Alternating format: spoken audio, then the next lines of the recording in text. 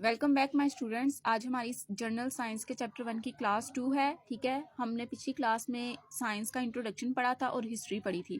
History अभी हमारी half हुई थी, अब हम यहाँ से नेक्स्ट कंटिन्यू करेंगे। आपको मैं यहाँ पे ना पहले एक चीज़ समझा दूँ स्टूडेंट्स, आपकी आसानी के लिए। ये देखें, जैसे कि यहाँ पे आपने भी देखा था जब हम पिछली क्लास में हिस्ट्री पढ़ रहे थे, तो यहाँ पे एक लफ्ज़ इस्तेमाल हुआ था B.C. ठीक है ना, यानी कि कैपिटल बी और कैपिटल सी। अब स्टूडेंट्स को ये नहीं पता कि ये BC क्या होता है।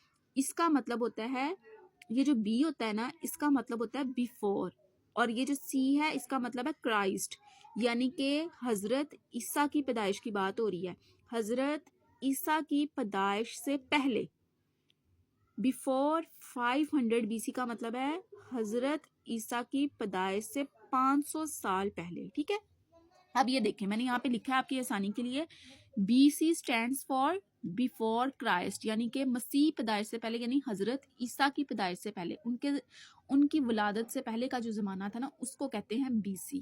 ठीक है, और अब आप जब आगे मैं आपको मजीद पढ़ाऊंगी तो एक लफ्ज और इस्तेमाल होगा, वो होगा AD। अब आप यहाँ से समझ रहे हैं कि ये BC का मतलब हो गया बिफोर क्राइस्ट, तो AD का मतलब होगा आफ्टर। नहीं, वो गलत है। एडी का सही जो एडी जो है ना, वो उसकी ये इसका फुल फॉर्म इसकी है एनो डोमिनाई। ठीक है, एनो डोमिनी या एनो डोमिनाई, दोनों ठीक है। एडी का मतलब आपने आफ्टर डेथ नहीं करना, वो गलत है। आपने एडी का मतलब करना है एनो डोमिनी। एनो डोमिनी का मतलब है कि वो साल जो हजरत ईसा की पैदाइश के बाद के थे, यानी जब हजरत ईसा अलैहिस्सलाम जो थे, जब अल्लाह ताला ने उनको पैदा किया, तो फिर जो उनकी पैदाइश के बाद जो अरसा शुरू हो गया था, उसको आप इंग्लिश में कहेंगे एनो डोमिनी। ठीक है, या एनो डोमिनाई, हजरत ईसा की पैदाइश के बाद वाले साल, यानी जब हजरत ईसा की पैदाइश हो चुकी थी। कुछ जो उनकी पैदाइश से पहले के साल थे, उनके साथ हम BC लगाएंगे, यानी ईसाइयत जो थी या ईसाइयत का जो दौर था, क्रिश्चियनिटी जो थी, उससे पहले का जो दौर था वो BC होगा। और क्रिश्चियनिटी का दौर जब वजूद में आया, जब हजरत ईसा की पैदाइश हुई, जब क्रिश्चियनिटी जो है यानी ईसाइयत का दौर जो है वो शुरू हो गया, तो उस दौर को हम कहेंगे AD। उस दौर के सालों के साथ हम AD लगाएंगे, इसका मतलब है एनो डोमिनाई। सिंपल लफ्जों में, जब हजरत ईसा की पैदाइश हो चुकी थी, उनकी पैदाइश के दौरान जो साल गुजरे, उनके साथ AD लगा होगा, और उनकी पैदाइश से पहले जो स्टोरी होगी उसके साथ BC लगा होगा। उम्मीद करती हूँ आपको ये कंसेप्ट आपका यहाँ क्लियर हो गया है। अब मैं आपको आगे हमारी हिस्ट्री जो है, अभी साइंस की हिस्ट्री का टॉपिक हमारा चल रहा था, अब हम इसका ये वाला पैराग्राफ शुरू करते हैं। ये देखें, अब यहाँ पे AD का लफ्ज आ गया है, इसका मतलब है कि हजरत ईसा की पैदाइश हो चुकी थी। 600 AD टू 1400 AD, यानी कि 600 साल से लेके 600 से लेके 1400 साल, यानी कि इसका आप ये कह सकते हैं कि 600 से 1400 सन ईस्वी का दौर इस्लामी कीमियागरी का दौर कहलाता है। यानी कि अब इस दौर में हजरत ईसा की पैदाइश हो चुकी थी, 600 AD। अब हजरत ईसा की पैदाइश के बाद का जो दौर है ना, अब उनकी बात हो रही है। 600 AD to 1400 AD is the era of Islamic chemistry. 600 से लेके 1400 साल तक का जो दौर था ना, वो इस्लामी कीमियागरी का दौर है। ठीक है, in this period many intelligent and research minded scholars observe the properties of matter. इस दौर में हुआ क्या था, इस दौर में बहुत से लाइक और तहकीकी जहन रखने वाले लोगों ने मादे के ख्वास का मुशाहिदा किया।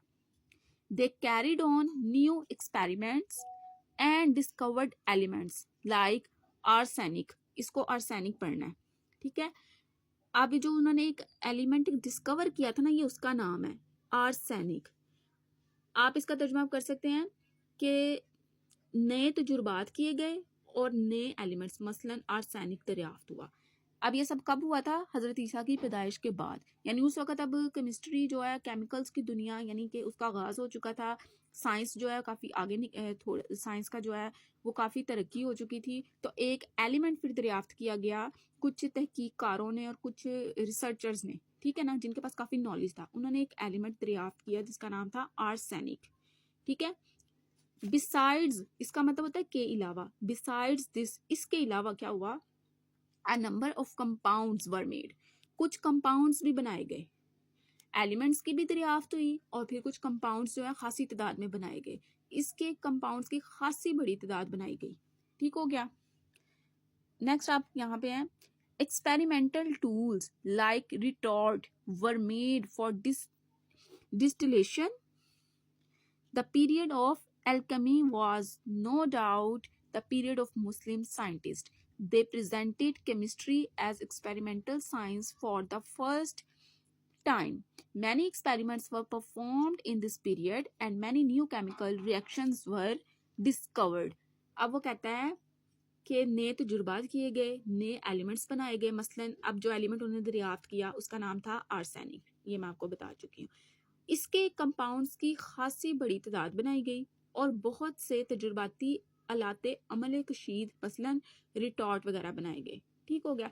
अमली कीमियागरी के दौर को मुसलमान साइंसदानों का दौर कहा जाता है, यानी कि उस वक्त ये साइंटिस्ट मुस्लिम जो एरा चल रहा था, उन्होंने पहली मरतबा केमिस्ट्री का जो इल्म है उसको एक तजुर्बाती साइंस की हैसियत से पेश किया।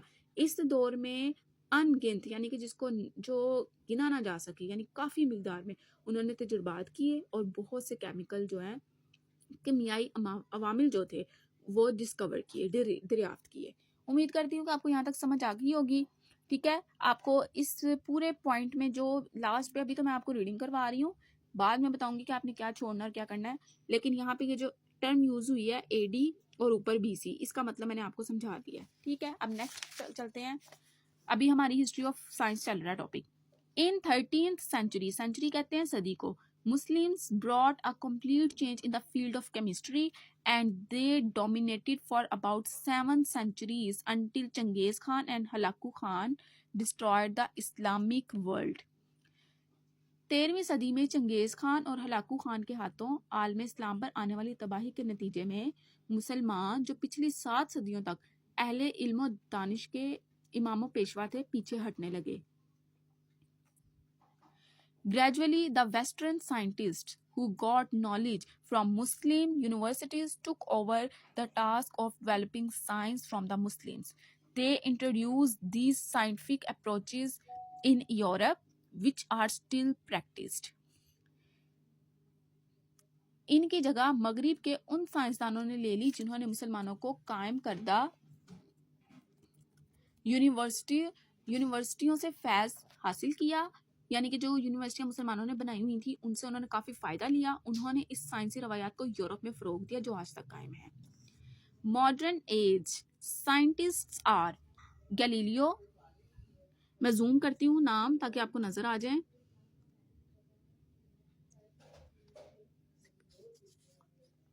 गैलीलियो, इसको आपने पढ़ना है गैलीलियो। आइजैक न्यूटन, इसका नाम है ग्रीगर Mendel, Edison, Markovnikov, Einstein and many others.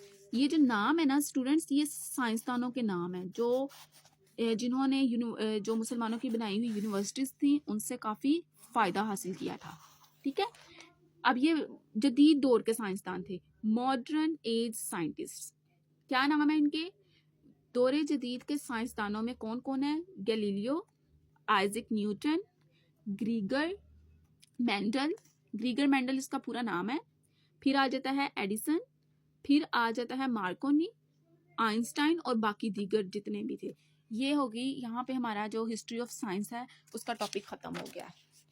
ठीक है, आज हमारी क्लास 2 थी। क्लास 2 में हमारा हिस्ट्री ऑफ साइंस जो है हमारा मुकम्मल हो गया है। पहली क्लास में हमने साइंस का तारुफ पढ़ा था, हिस्ट्री ऑफ साइंस मुकम्मल हो गया। उम्मीद करती हूँ आपको इस पर समझ आ गई है और इसमें जो टर्म बीसी और एसी यूज़ हुई है उसका भी मतलब आपको पता लग गया है, और मॉडर्न एज में कौन कौन से साइंटिस्ट थे ये उनके नाम लिखे गए हैं। ठीक है, जिन्होंने मुसलमानों की बनाई हुई यूनिवर्सिटी से काफ़ी फ़ायदा हासिल किया था। तो यहाँ पे हिस्ट्री ऑफ साइंस हमारी कंप्लीट हो गई है। अभी सिर्फ आपकी रीडिंग चल रही है, क्या चीज़ें करनी है क्या छोड़नी है वो आपको चैप्टर ख़त्म होने के बाद बताया जाएगा। सो नेक्स्ट क्लास में अब मैं आपको पढ़ाऊंगी कॉन्सेप्ट ऑफ साइंस इन इस्लाम, यानी कि इस्लाम जो है साइंस के हवाले से क्या कहता है, इस्लाम के अंदर साइंस का क्या तस्वुर है। ठीक है, उम्मीद करती हूँ आपको यहाँ तक समझ आ गई है। अभी हमारी सिर्फ रीडिंग चल रही है, रीडिंग जब ख़त्म हो जाएगी फिर मैं आपको बताऊंगी आपने क्या करना है और क्या छोड़ना है। आपके पास सिर्फ एक पेंसिल का और एक रजिस्टर का और एक ये बुक आपके पास होनी ज़रूरी है ताकि आपको हर चीज़ जो है वो समझ आ सके। एक बार फिर